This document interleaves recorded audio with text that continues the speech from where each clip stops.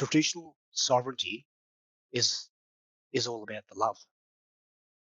Once you have that, you can't. No one can hurt you. No one can. It's so simple. You can't go into a Woolies aisle 3 top shelf, and there's a box full of sovereignty that you buy, and then all of a sudden, that's right, brother, and then you're all good to go for the rest of your life. No, it doesn't happen that way. That'd be good. All It'd right. be expensive. Yeah.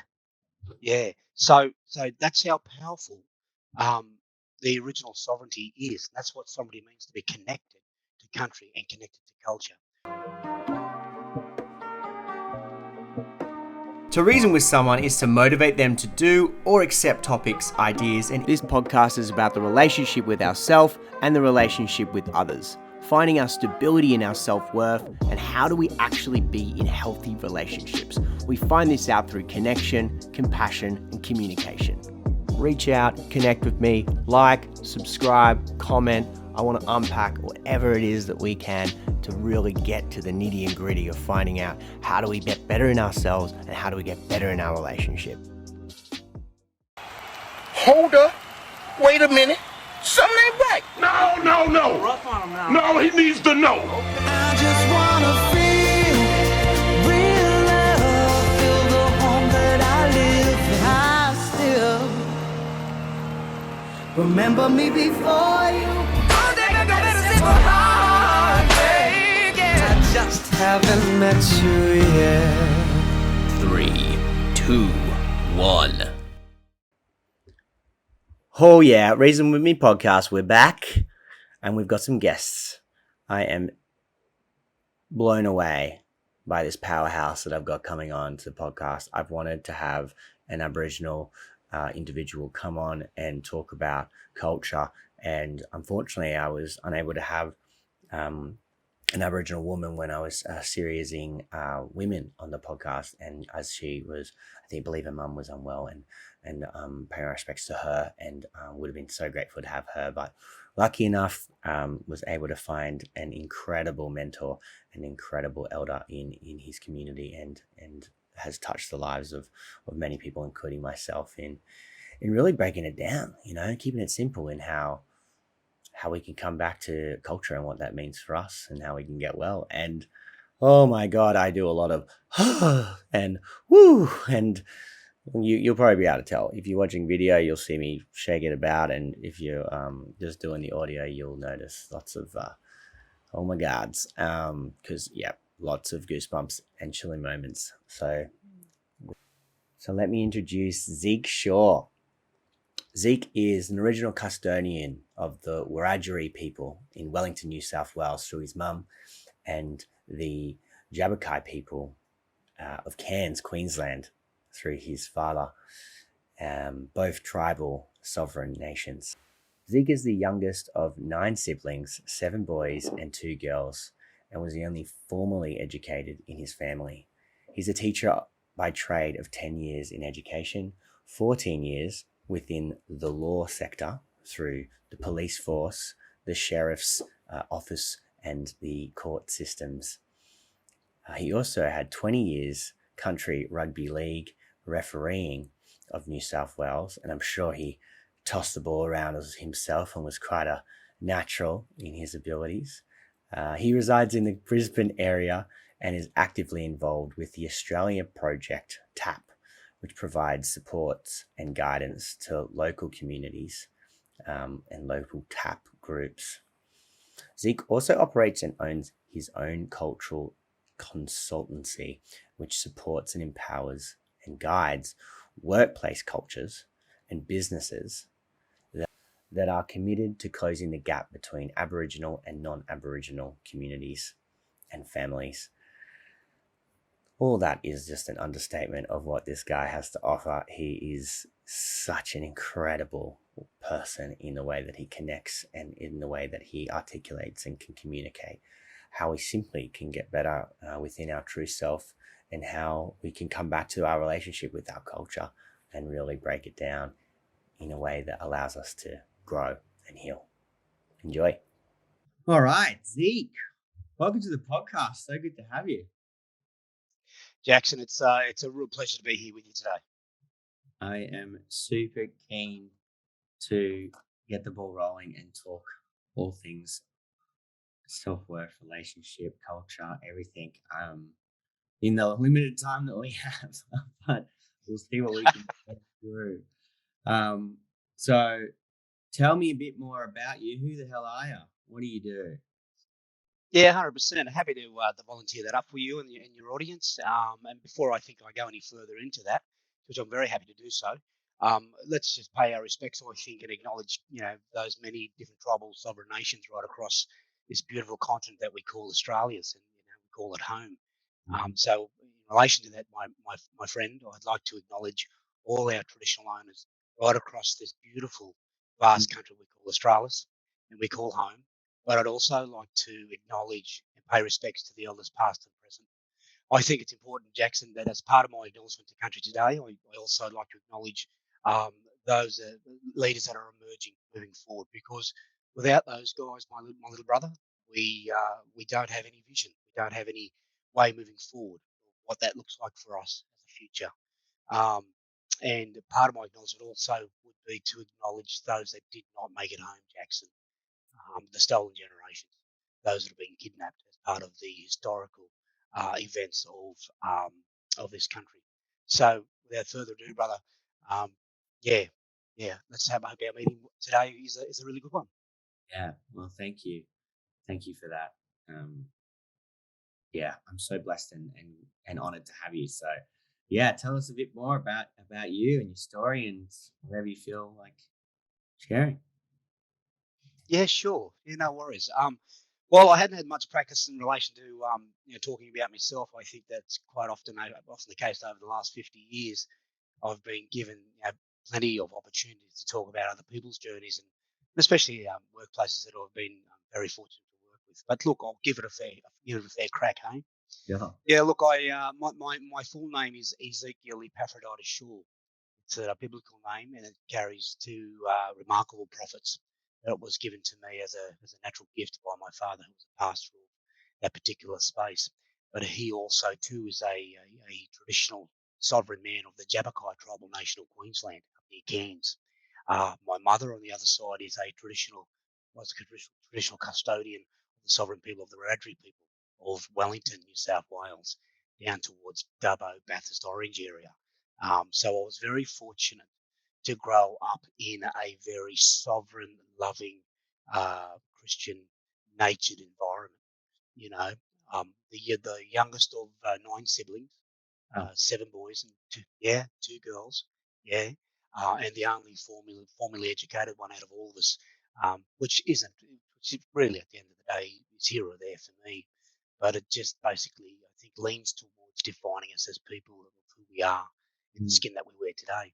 mm, But my very humble beginnings began in a small town called Wellington, and rugby league was a way at that start, Jackson, to be involved, to connect, to find friends, to socialise, because like so many Aboriginal people, Jackson, we were forced to live on missions and reserves.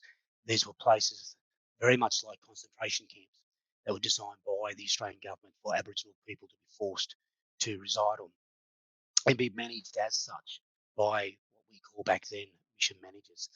But as time progressed throughout history, the last 240 years of this country, at least, anyways, um, as challenging as that was for my people there at Wellington, we we had beautiful leadership. We had beautiful culture. We maintained our ceremonies and we maintained our language, and we hid that in certain ways where we empowered our young.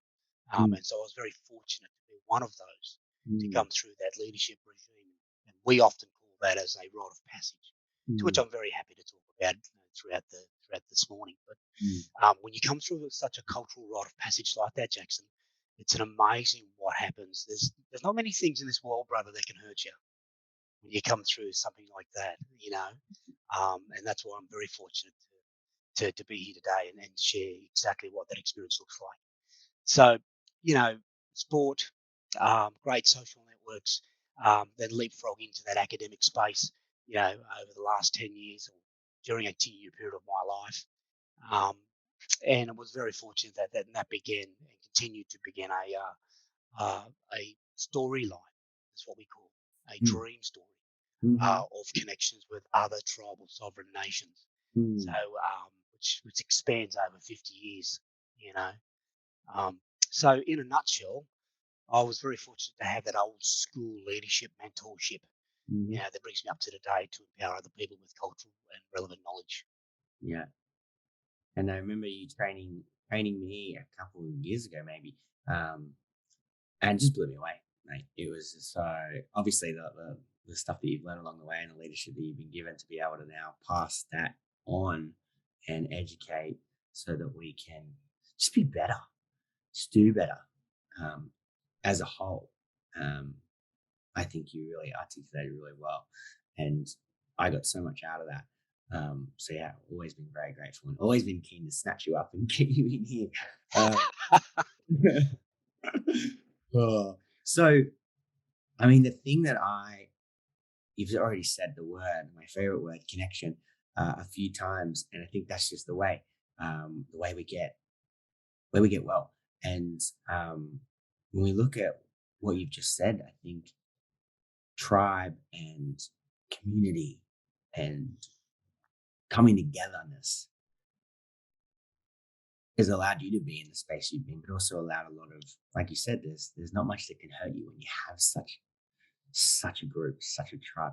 I'm so keen to hear more about that because, in my opinion, as a society, I don't think we've got it as much anymore.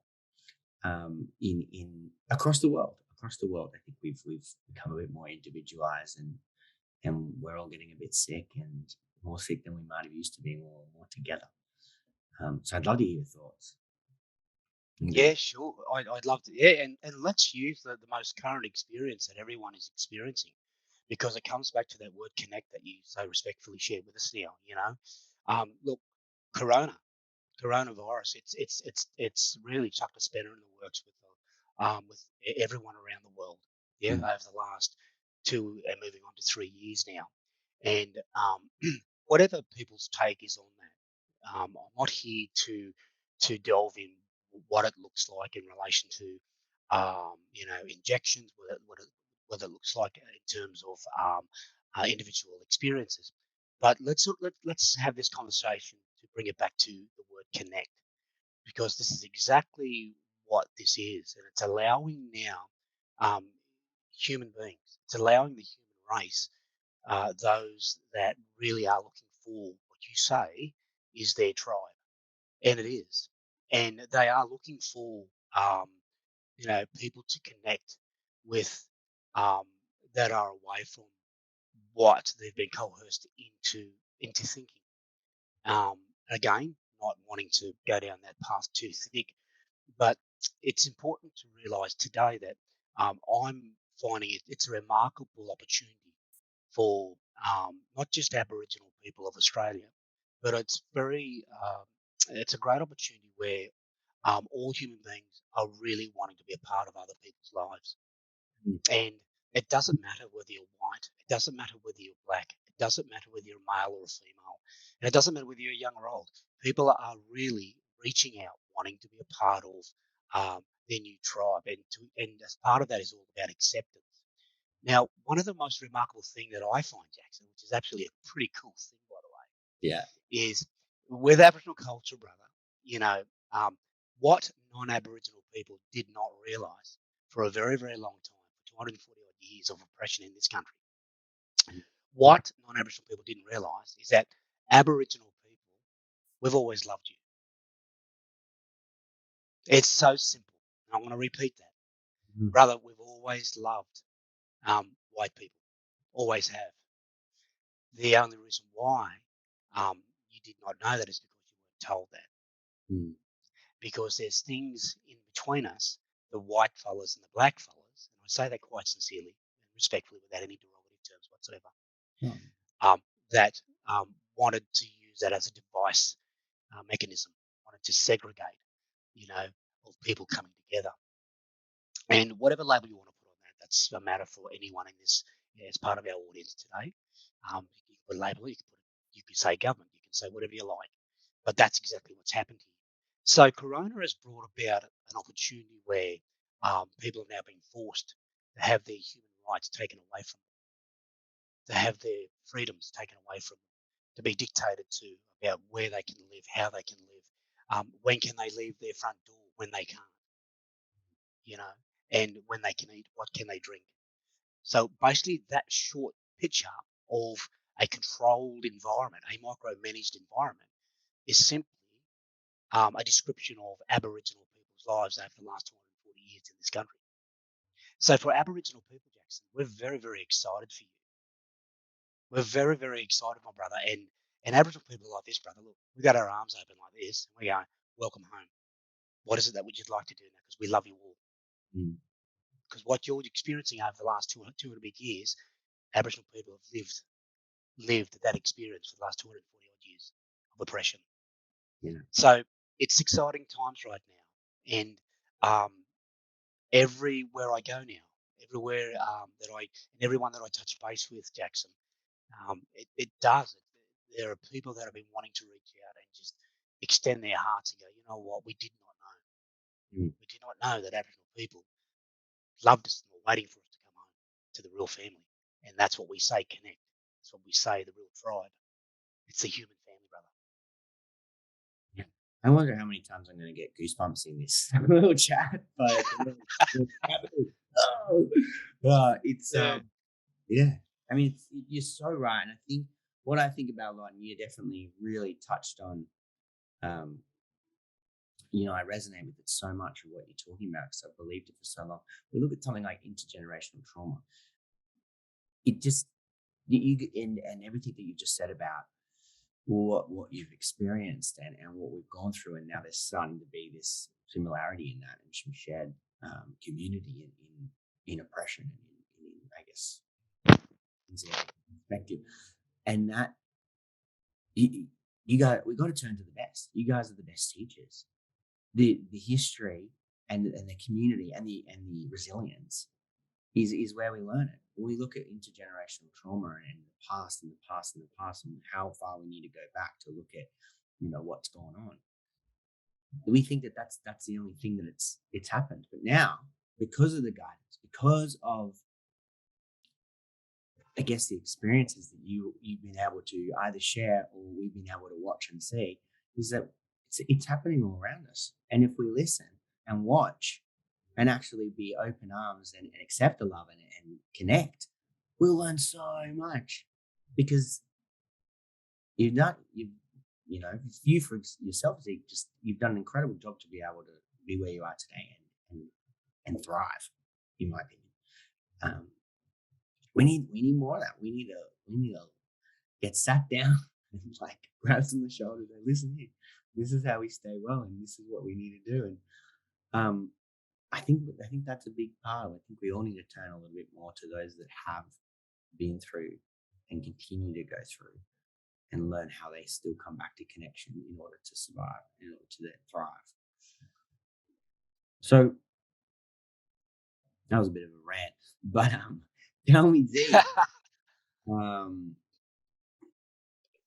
what does that relationship with culture and that relationship to community bring and mean for you? Yeah, I'd love to unpack that in very simple terms. If I can, I'll have a really good crack at that for your audience as well.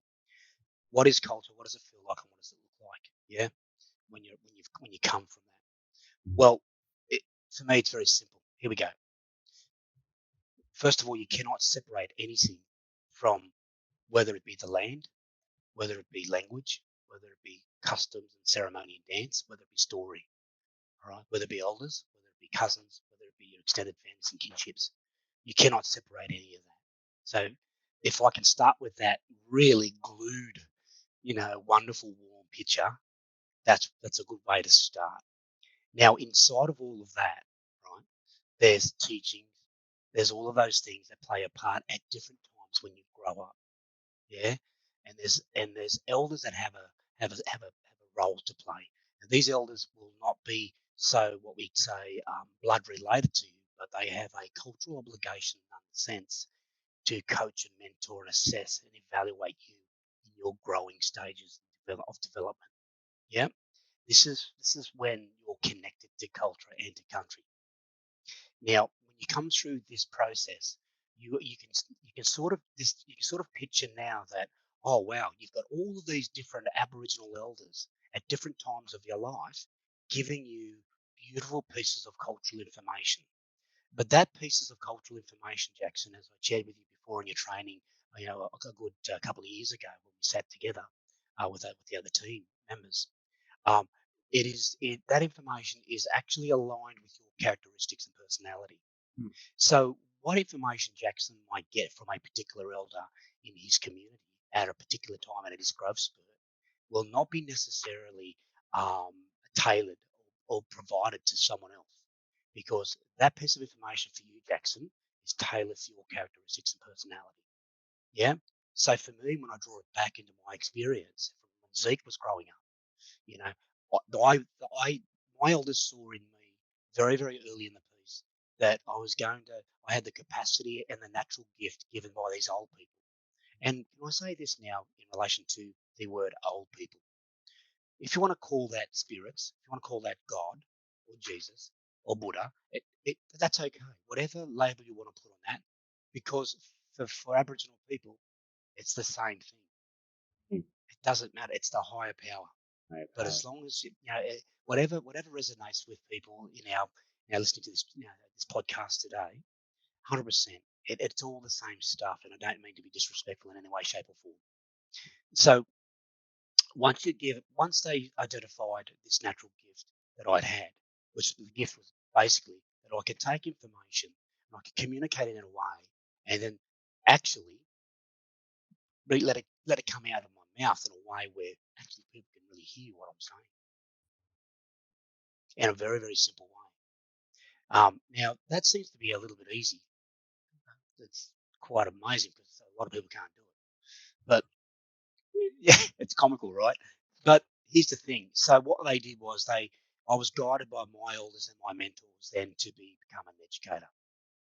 And then this journey wasn't a journey that I picked; it's the journey that I follow. And I think people that, including yourself, Jackson, that might resonate with you a little bit as well. But now let's come back to what does culture look like, what does it feel like, and all that sort of stuff. Now that you sort of got a bit of a taste of, well, all of these elders come at different times of your lives and give you this information, yeah, and then it's up to that individual then as they grow to use that information to the best way they can mold themselves to be the best versions of them at the particular different stages of their lives. Yeah. Yep. Okay. Now you get a couple of cracks at this sort of stuff, You do. right? You do. Now, here's the thing. When you get to a particular age in your own local community, so say, for example, Zeke, Shaw, and Jackson, we grew up in a small community town called Wellington, New South Wales, of Australia. And we've come to an age where we're about 17, 18. And we kind of get the feeling that, Jackson, there's no more growth here at this stage. But what happens is this. Then if you're lucky, and I say if you're lucky, then if you're lucky because you're true to yourself and you stand in your own truth and you honor the gifts and the knowledge that were given to you by your elders of your community, you're actually invited then onto your Riverline story. And what that is that you're invited into other tribal sovereign nations to sit with their elders. What happens now, Jackson, is that you're now invited into over X amount of years moving forward to share their cultural knowledge and information to be imparted onto you. What that now looks like is it's like you've just now gone into a university degree for the rest of your life, where you're just being empowered with information and given this source of cultural obligation and necessary acknowledge that you can actually apply not just yourself as a molding moving forward new leader for your own people, but you actually are now being entrusted and put in a position to heal, to close the gap, to empower others around you to become the best versions of themselves. That's what that looks like. So now if you look at Zeke and Jackson at the age of 17, turned 18, and they leave Wellington, Now they turn 50 years of age, and we've traveled all the way through all of these different communities and different tribal sovereign nations and sat with so many elders along the way, to which we have. Mhm. Can you see how empowering and how beautiful that thing is? Mm. I love that. I love this is where we take how do we take what you're giving us and how do we take the lesson here? You said the different stages in it, and what I resonate with is to be a sponge, to really soak it up. There's different stages and different opportunities if we're lucky. So we look at, I work a lot of my week is in addiction treatment centers, and the different stages, the sponges that they were soaking up were not the right sponges, right? And they got that stuck. So when they got to their river lines in their life, they couldn't cross, right? Yes. They couldn't join. Yes. They couldn't connect. Instead, they found other ways to do that. But then the stage when they find themselves in a space to heal, that's where they can grab. That's where they can, finally step into that beautiful river line and then continue on from there. So I kind of see it as that starting point when you start to learn becomes this family of origin, where you grow up, who you connect with, how you bring people in. And then the opportunity for your river lines and stepping into that other sovereign land and tribe is that choice, family of creation, where we might start to we get to choose who we want a part of that circle. And they're not too different of how our lives sort of start to be. But looking at it like that, when I hear Zeke, is like, that's how I stay well, and it's how I've kept getting better in me. And that's been through, like you said, being true to myself, really listening to what that is, and then allowing myself to connect in relationships. Maybe I wasn't ready at 18, like you were. I don't think many of us were. I think Jackson. What did happen? I was late. I was a late bloomer. Yeah. Can I compliment what you're sharing with us as well just now? And it's this one point. Um, let's let's take a non-Aboriginal person now that's wanting, so hungry for this tribe, so hungry to find their place, so hungry to be accepted and to be loved, and to stand in their truth, to continue to do so. This is the beautiful part about it, Jackson. Here we go. When you say, you could have said a truer word. I love where your thinking's at, which is fantastic. Here we go. Then you said they get to a particular part of the storyline, of the river line, and they can't go any further. Yeah? This is where the original sovereign people come into the picture at this moment in your life. If you're very fortunate and you stand in your own truth, authentically, organically, and Aboriginal people recognise this, and you have the ability to connect quite authentically with Aboriginal people. What Aboriginal people will do, much like I have, yeah, they will offer up they will give you exactly who they are. They will give you all of that, what you're searching for. So basically what that means is, if I like you, Jackson, right, I actually then give you everything that I am. So you inherit all my 50 years of my storyline, all of my traditions, all of my totems, all of my knowledge. What that means is this, and it only takes a split second to do it. Quite literally a split second. When I give that to you, like I have done with other people in my life, they automatically inherit all of my teachings, all of my knowledge, and every every piece of information and cultural knowledge that I've been privy to, that I've been invited into from all the different tribal sovereign nations that's made up my 50 years of my journey. They inherit it just like that.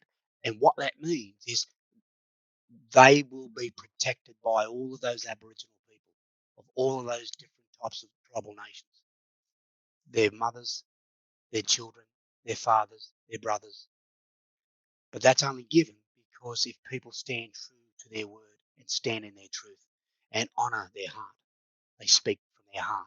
Because sovereignty, traditional cultural sovereignty, Jackson, and you know this anyways, but I'll put it on the table for all of us to sort of, to hear it. Traditional sovereignty is all about the love. Once you have that, you can't, no one can hurt you.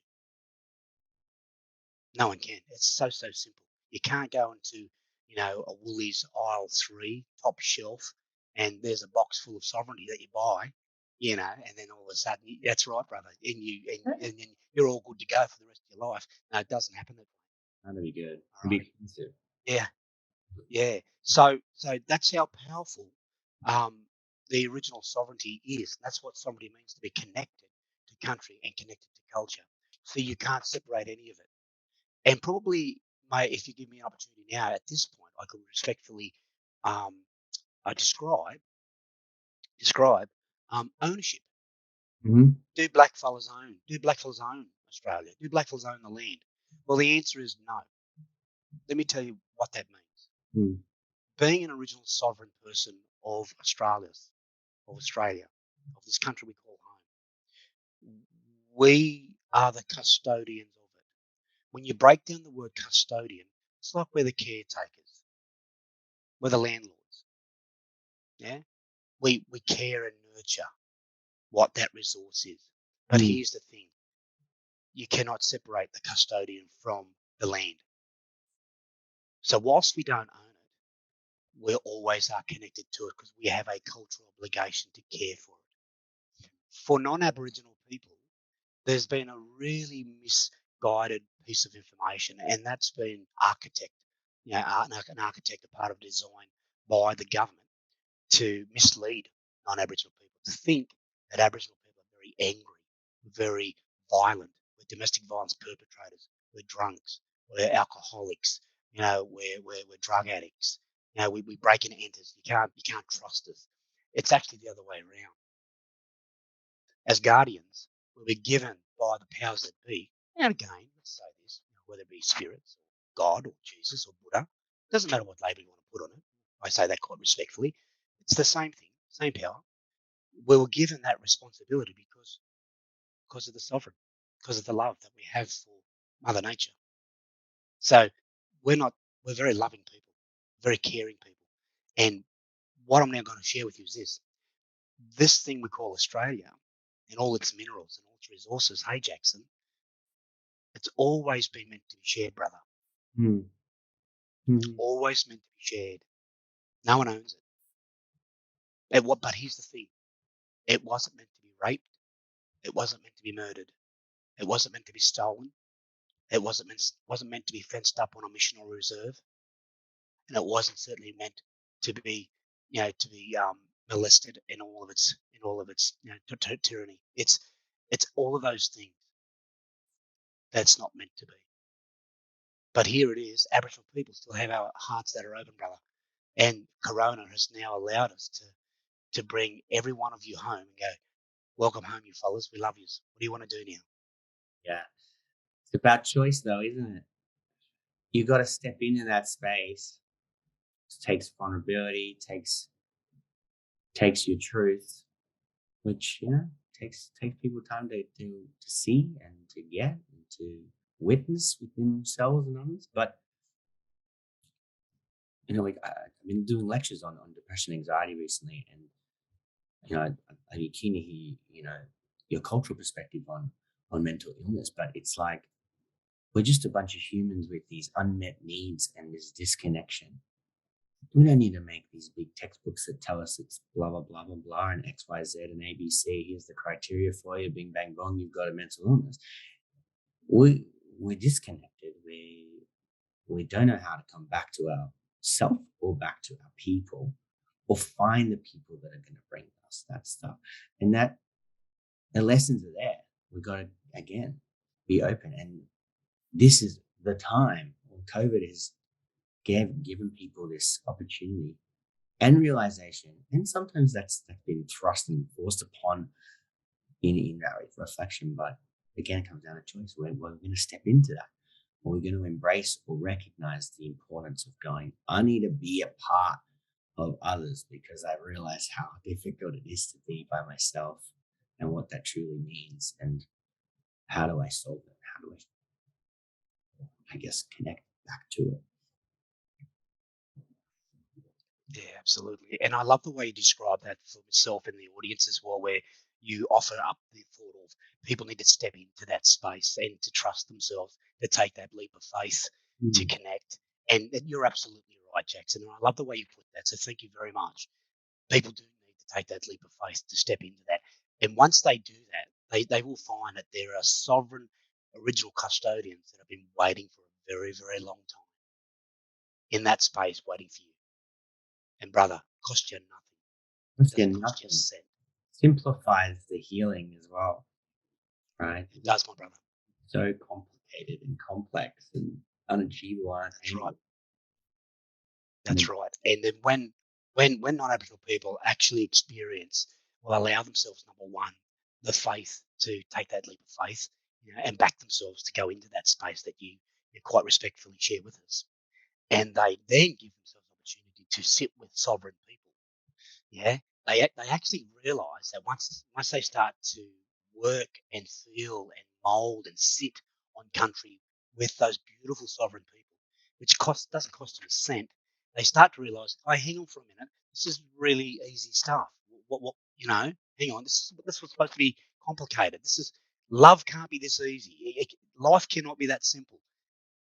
When they experience that, they come to that conclusion, and they do. It's a soul searching, massive thing. Massive thing. And then they get to a point, Jackson, where they go, you know what, I've really got to tell someone this. I've got to tell these other fellas over here, because they need to know this stuff, that Aboriginal people they're waiting for us to come home. Mm. This country is all our country. It's all our sovereign land. It belongs to all of us. And Zeke, what just came up for me is a lot of the time, definitely, I would say non-Aboriginal people, you might be able to speak for the Aboriginal people, is we wait until we're unwell to come together and connect in groups and tribes. But in your experience, yarning and connection circles, they don't need to be at the brink. They don't need to be at our when we're empty. It's an ongoing thing to continue to fill up that sovereignty and that love rather than wait until we're in dismay and empty. Would I be right in saying that? Yeah, absolutely, Jackson. And we've, in all fairness to most Australians, and let's take a big, massive leap of faith here, Jackson. It's all people around the world that have been conditioned 100%. by their own local governments to think that the only reason why you have to connect with other people is when you've got a work task that needs to be clarified, or whether it's purposely driven in a workspace, when really culture is the other way around. We connect because it's the human thing to do. It's the spiritual thing to do. It's what drives the most strongest, the most authentic, most powerful muscle that you'll ever have. The brain itself is called the heart. And that heart speaks volumes. The heart tells you exactly what you need to know, what you want. Whether you listen to that brain called the heart, that's another thing. Because some people deny what their hearts are trying to tell them. But culture that's the centerpiece of what culture really is. It's driven by love, by sovereignty. And whatever that means for you, wherever you can learn it to create your own, like you said, with your own personality and characteristics and what you bring different to what another person's bring. I just want to repeat what you said, Zeke. The cultural element is that we connect because it's the human thing to do. How incredibly beautifully simple is that? It's simple, right? Like, come on, people. It's that Jackson. It's that simple, isn't it? It's that simple. And when I get an opportunity to sit with, or other way around as well, when non-Aboriginal people give themselves an opportunity to sit with Zeke Shaw.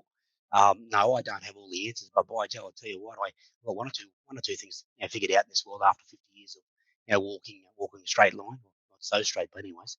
But that people start to really think about, well, Zeke, wow, is it that simple? And yeah, it is. It doesn't cost you anything, and we've all been lied to. We've all been conditioned in a way to drive away from what the heart wants, what the heart needs. And we've been programmed to think that the brain inside our heads is the main muscle. It's not. We've been programmed to It's the think heart. about feel, Zeke. And that's exactly right, Jackson. Exactly Right? right. We're all in And our when head. yeah. And here's the thing too, brother. You couldn't have said it such a truer thing. Aboriginal people are, and I'll say this in a really nice, kind way. We're very touchy-feely people because that's a language within itself that speaks volumes. That speaks more than 1,000 words. So when you see Aboriginal people introduce each other or meet each other, it's a embrace, and it's a loving embrace of some kind, accompanied with a beautiful smile from ear to ear. That speaks volumes. It's not the corporate handshake. It doesn't happen that way for Aboriginal people. So even those type of mannerisms, those type of behaviours, you can see that where culture is driven from a very, very different place for a very, very different purpose. It's to connect, like you're saying, Jackson. It's to connect from me to you and to others around us. That's what bonds us, and that's what human beings are looking for, because we're human beings. And I imagine it's never a good thanks, how are you with you, Zeke. It's It's not. so it's really where we tell you how That's I right, brother. I mean, I want to hear how That's you right. whereas the rest That's of us, right. fast-paced, busy going, not in our bodies at all, people, which is massive That's right. majority of us. It's a good thanks, how are you? Next. That's it, brother. That's it. My elders back at home said to me, and I picked the same message up as I went through different tribal sovereign nations and speaking with other elders as well over the last 50 years. The message was always repeated to me that don't ask someone how they are if you don't have a genuine 30 to 40 minutes to sit down, because if they respond and say they're not well, you can't just get up and walk away. We got the space. So you've got to be authentic in your approach. So if you're going to ask someone how they are, give them the time. Yeah. Yeah. Very powerful. And this is why I'm having you on here, Zeke. It's exactly right, because we've got to change. We got to shift slowly, and I think we've come a really long way. And our adversity actually helps with this. And we look at COVID and the devastating effects that it's had on our disconnection, loneliness, and I guess pain. But also what it's brought as well, and we keep growing on that. This is where we want to slowly get to. And if we simplify it, we keep it really simple, so it's not this unachievable external based thing, and then look at worth and truth as we've had it this whole time. Yeah, absolutely. And that's the beautiful part about it, Jackson. You couldn't have said another truer thing. Or you know what, white folk, and I say this quite in a cool way, white folk have always had it, brother. You've always had it. But here's the thing: you just didn't have the light bulb switched on. Yeah. That's all it is. Yeah. That's all it is. And we look externally to get it. We look externally to get it, and as if we never had it, but we did. We had it the whole time, and if we look, and this is the beautiful thing that you've shared this whole time, is we just look in to those that don't just stay in just the surface level, and are able to, each interaction and connection that they have it touches on the deeper, depending where other people are at, but it always tries to go just a little more connected. Then that's all we need to do, is just watch how they've got their dimmer on a little bit more than me. That's right, brother. It's free, like you keep saying. It literally is free. It costs you nothing. It costs you nothing. And this is what I'm finding with, especially with men's business. And I'm not just focusing on Aboriginal men. I'm focusing on all men, white and black, young and old. When men get to a certain point in their life, and they do that. Whether it's a midlife crisis, whether it's a bit of depression, whether it's just self-medicating with alcohol, whatever that may be, they get to a point where they start to question the norm. Is what I'm feeling the right thing? Am I a man? Am I here and delivering my purpose? Do I have a purpose? Am I doing it right? And so when they start to reach out and start to explore and question some of those, past conditionings as a child, and they come in contact with me and other people like me, um, it does take a little bit of time to sort of sit with them, share some thoughts, and offer up and volunteer a little bit of that sovereignty, love, and culture to wrap around what that looks like in a cultural context of what cultural men do, how significant that is, and when it's described to those particular men, because what society says, we're 10 feet tall and bulletproof, and we don't cry. We'll see culture's the other way around. Yeah. Culture's totally the opposite of that. Culture's like, we need to grieve, we need to cry, we need to share. But here's the thing: what's dead set center in culture is called the woman, mother, and everything evolves around the woman in our sovereign nations because she's the giver of life. Then, if you look at just a simple term like that, if you look at the earth in which we get our minerals and our food, we refer to that land as mother because it feeds us, it gives us life, it produces life. So, sovereign people, and when we explain this to men that want to go and strip away the old conditionings of 10 feet tall and bulletproof, and we don't cry, and then you start to now invest that cultural information into them, and they start to accept it, they actually start to realize, hang on for a minute, now I'm starting to grow. Now I'm starting to realize that, hang on, my wife's not just my wife, like she's everything that I am. Yeah. Yeah. I wouldn't be here without my mother. I wouldn't be here with. So all of a sudden, you start to have this, whatever that looks like for individual people. Hey, Jackson, Yeah. but brother, that's culture, that's love, that's sovereignty, brother, right there, Oh, yeah. brother. It's simple stuff. So good. I feel like warm. I like showing your hands like so gentle the way you're describing things for those that can see the video. But it's like Yeah. you're right. It's we all got to come back to the mother, what that ever means for us. Because that's where we get our nectar. That's where we get our comfort. That's where we get our protection. All these things that we might have missed out on, and now we've got to kind of do for ourselves. We come back to what that looks like for us, whether that's nature, whether that's our sisters, whether that's our grandmas, our mums, our whatever we find, our food, like how we give back to ourselves is our original thing of connection, nurture, comfort, protection. This is what we need to grow. This is what we need to stay well. And it's as simple as that. It's so simple. Yeah, absolutely. Look, it is, and I love this conversation we're having, Jackson. So I'm very, very grateful that you've given us an opportunity to sort of unpack a few ideas here, because it's all organic and it's all true, and it's just a wonderful opportunity where we can start to put what culture really is on the table for yourself and others. And you've got a great grip on this thing because you and I've had previous conversations before, and I'm very grateful of that. But here, you've creating a space where people can go, well, hang on, is that Aboriginal culture from Australia? Is that what that looks like? Is that what it sounds like?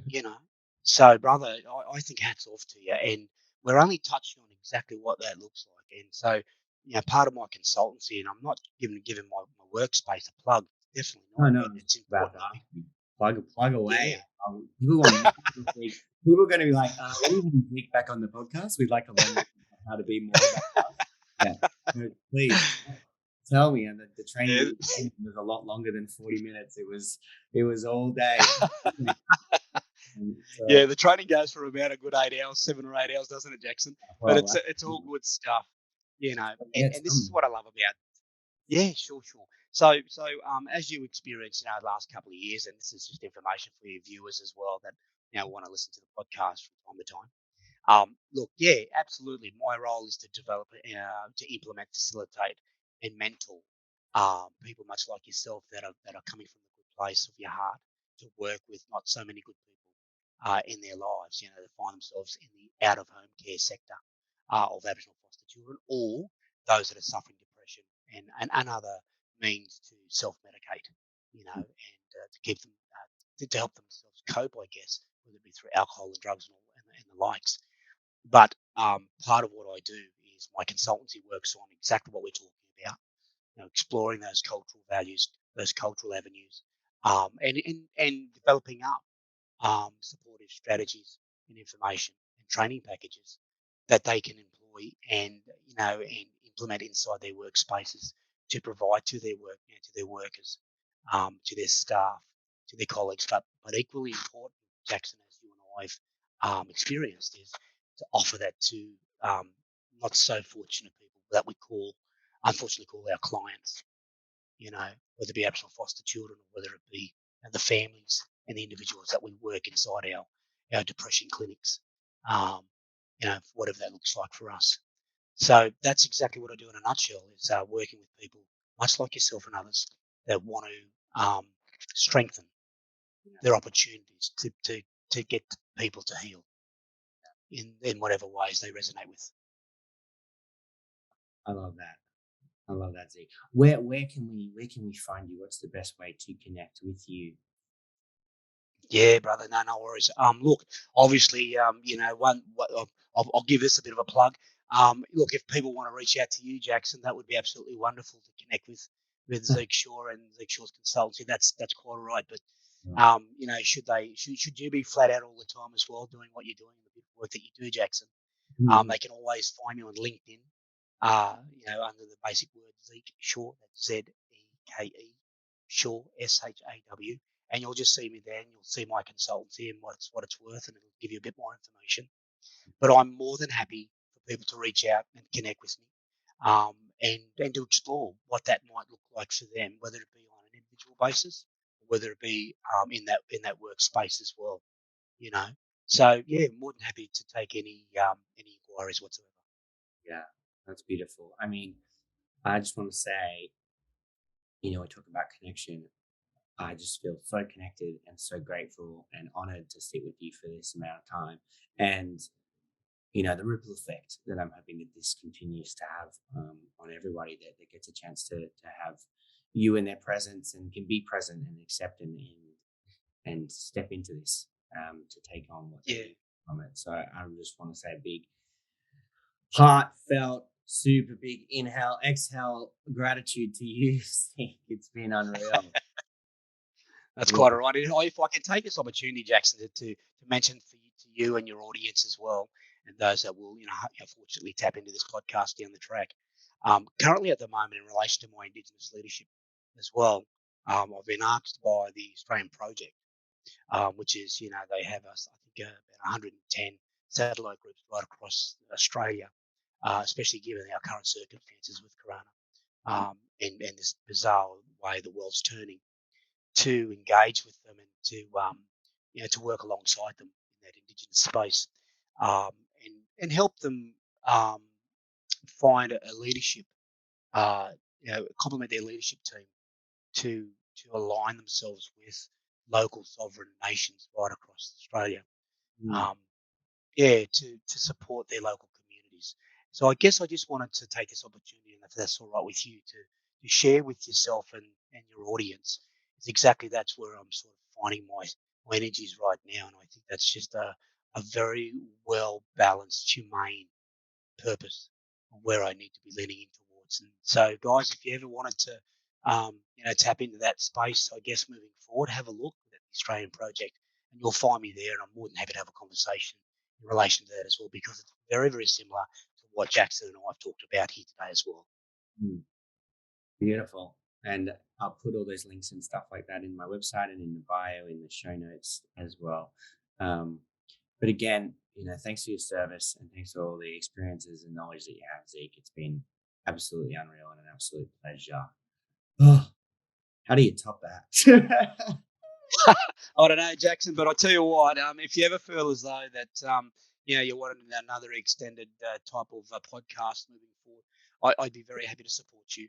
Very happy to to walk alongside you, because I know that the work that you do, brother, it's heartfelt and it comes from a good place. And brother, I'm all good with that. I'm all good with that, man. Happy to support you, man. I appreciate that. All right, guys. So that leads us to the end, but I'm actually going to introduce this new thing in the Reason With Me podcast. I've created a playlist filled with songs that are all about relationships, all about emotions, all about self-worth and connection. And at the end of each episode, I'm going to select one of the songs that's on there and encourage you guys to continue feeling what you might have felt during this podcast, and then also use that playlist to, I guess, embrace and enjoy, or experience whatever you're experiencing, and really get into these songs. And I think music is such a good way to get through, or to bring through what we're going through. And I certainly love it. It's a big part of my life. So first selection is a song by Matt Corby called Miracle Love.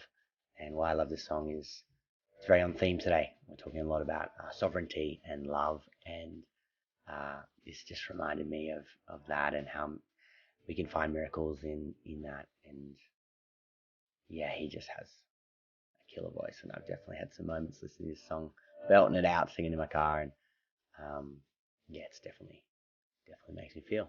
So hope you enjoy it. Let me know if this is something you'd be interested in, and I'll keep it going.